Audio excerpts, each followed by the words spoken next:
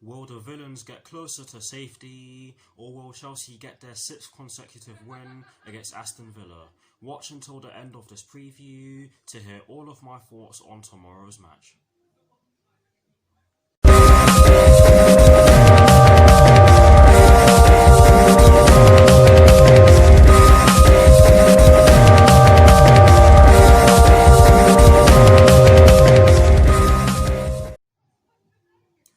Hello people, welcome to my channel, welcome to another video. This is my Aston Villa vs Chelsea preview for the game which will be taking place tomorrow afternoon at Villa Park in the Premier League with kickoff at 4:15 PM UK time. So what I'm going to do for you guys in terms of this preview is that firstly I'll be giving you guys the team news concerning both sides, and as always with these previews I'll be kicking things off with the team news concerning the home side, and in the case of tomorrow's match the home side will be Aston Villa. I'll then be giving you guys my lineup based on the team news in which I'm going to give you. I'll also be giving you guys my 4 things in which I believe the Chelsea first team need to do in order to get a positive result against Aston Villa. And lastly, I'll be giving you guys my score prediction along with Charlie Nicholas's score prediction.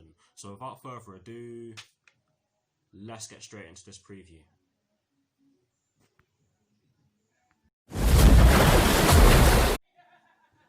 So kicking things off with the Aston Villa team news, there are 2 stories concerning the Aston Villa first team, and the first one concerns John McGinn.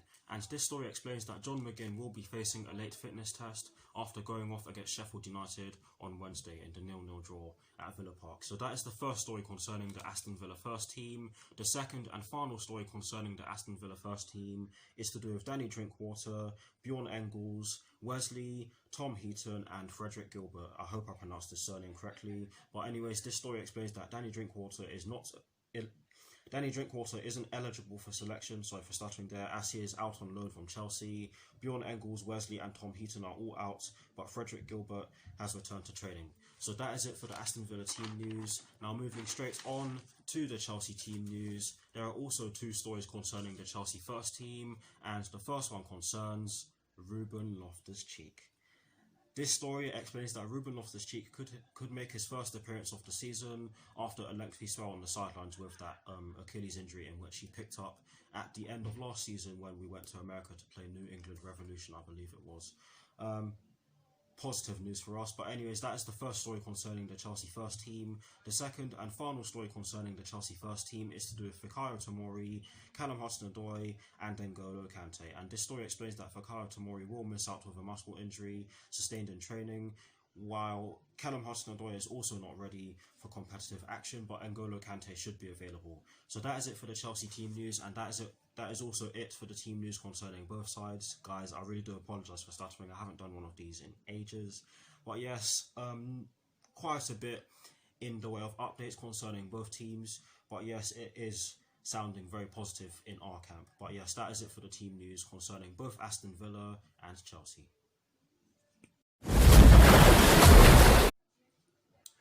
Now for my lineup, and as always, starting off with the formation. I have chosen to go over 4-3-3 because this is the formation that we have used for the majority of the season so far, and it is also the system that Aston Villa have used for the majority of the season so far, and I don't think it would have been a good idea for us to go over 3-5-2 because we haven't used that system at all this season so far, and I don't think Frank Lampard would consider doing so. But yes, I've gone over 4-3-3 for those reasons. And in terms of the personnel I've chosen for my lineup, I've gone with Kepa in goal. I've gone with a back 4 from right to left of Reece James, Andreas Christensen, Kurt Zouma and Marcos Alonso. I've gone with a midfield 3 of Billy Gilmour, N'Golo Kante and Ruben Loftus-Cheek. And I've gone with a front 3 from right to left of Willian, Michy Batshuayi and Christian Pulisic. So that is the lineup that I've gone with. Please do let me know what your lineups are in the comment section below, and guys, I will always do my very best to respond. But here's a graphic showing you guys the players that I've gone with and the formation that I've gone with. Voila.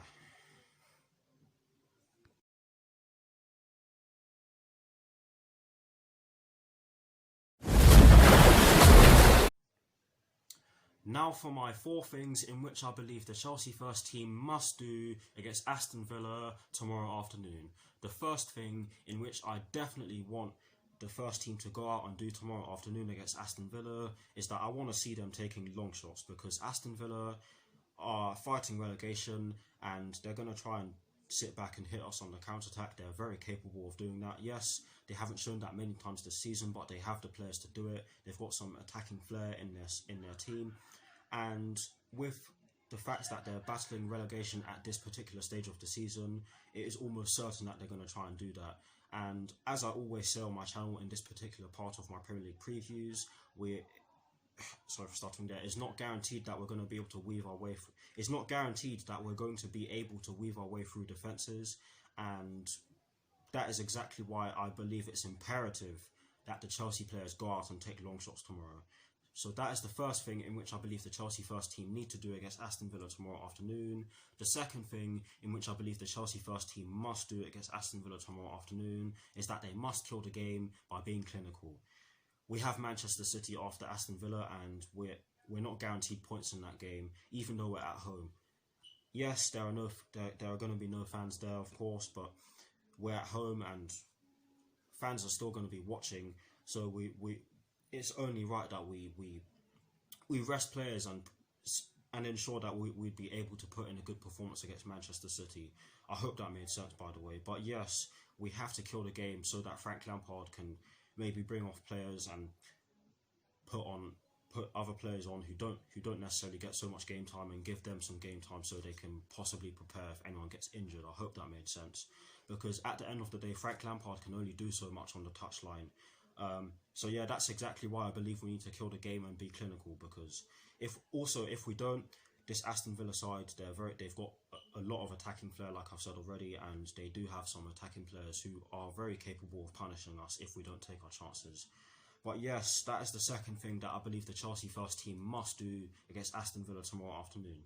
The third thing in which we definitely have to do against Aston Villa tomorrow, and has been a trend in some of our defensive play this season, is that we need to not allow key players to have space. And by trend, what I mean by that being a trend in our defensive play this season is that we've often allowed some of the opposition players too much space, and we've conceded goals from it, of course. But yes, we need to not allow their key players to have space, because if we do give them space, then they'll almost certainly cause havoc and score goals, and they will be hungry because they are fighting relegation, and if they don't win games sooner rather than later, they can fall through the trapdoor. But that is the third thing that I firmly believe that the Chelsea first team need to do against Aston Villa tomorrow afternoon. And the fourth and final thing kind of ties in with my second point. The fourth thing in which I believe the Chelsea first team needs to do against Aston Villa tomorrow afternoon is that they need to not waste time, and by that I mean we need to move the ball quickly so that we can increase our chances of putting the ball into the back of the net.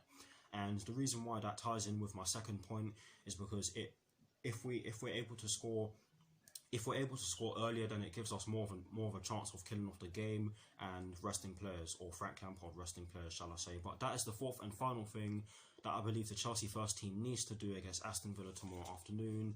Please do let me know what your four things are in the comment section below, and as always guys, I will do my very best to respond.